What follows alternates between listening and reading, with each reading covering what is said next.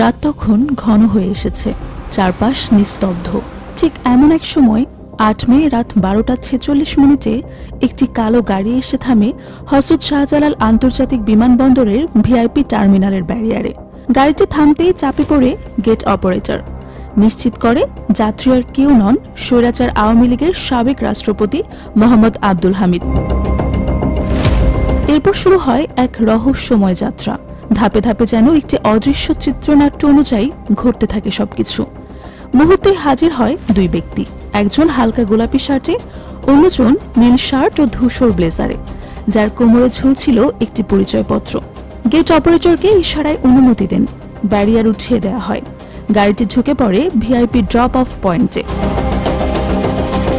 গাড়ির দরজা খুলে দেখা যায় সাবেক রাষ্ট্রপতি অত্যন্ত দুর্বল অবস্থায় বের হচ্ছেন। লাঠির ভর দিয়ে হাঁটার পর তাকে বসানো হয় হুইল চেয়ারে। পরনে ছিল সাধারণ লুঙ্গি এবং স্যান্ডেল। পাশে ছিলেন তার ছেলে ব্যারিস্টার রিয়াদ আহমেদ, হাতে দুটো ছোট ট্রলি ব্যাগ।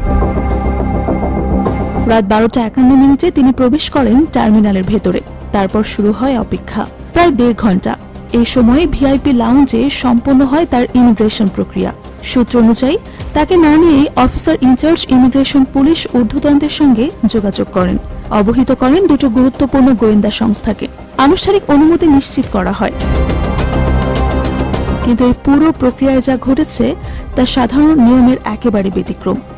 নিয়ম অনুযায়ী ভিআইপি লাউঞ্জ থেকে সাধারণ যাত্রীদের দ্বিতীয় তলায় নিয়ে গিয়ে শরীর ও ব্যাগেজ স্ক্যানিং করে তারপর বোর্ডিং গেটের দিকে পাঠানো হয়। কিন্তু আব্দুল হামিদকে কোনো স্ক্যানিং ছাড়াই রাত ২:২১ সরাসরি নিয়ে যাওয়া হয় গেট ৩৩-এ, যা নিরাপত্তা সংস্থার সদস্যদের জন্যই নির্ধারিত। আগে এই ধরনের অগ্রহণযোগ্য ব্যত্যয় আগে দেখা যায়নি। এমনকি উচ্চ পর্যায়ের উপদেষ্টাদেরও এই প্রক্রিয়ার মধ্য দিয়ে যেতে হয়েছে। এদিকে জানা গেছে সাবেক রাষ্ট্রপতির স্বাস্থ্য আশঙ্কাজনক। ব্যাংকক পৌঁছানোর পর চিকিৎসকেরা নিশ্চিত করেন তার ডান ফুসফুসে ক্যান্সার শনাক্ত হয়েছে। আরও কয়েকটি স্থানে সন্দেহজনক টিস্যু পাওয়া গেছে, যার বায়োপসি করা হয়েছে। তার ওজন কমে দাঁড়িয়েছে মাত্র ৫৪ কেজিতে। তিনি এতটাই দুর্বল যে ২ মিনিটও দাঁড়িয়ে থাকতে পারেন না, তাই প্যান্টের বদলে লুঙ্গি পরেই রওনা দিতে হয়েছে। এমন একজন অভিযুক্ত ব্যক্তি যার বিরুদ্ধে হত্যা মামলা বিচারাধীন, তিনি কিভাবে এত নির্বিঘ্নে দেশ ছাড়লেন, এই প্রশ্ন এখন জাতীয় আলোচনার কেন্দ্রে।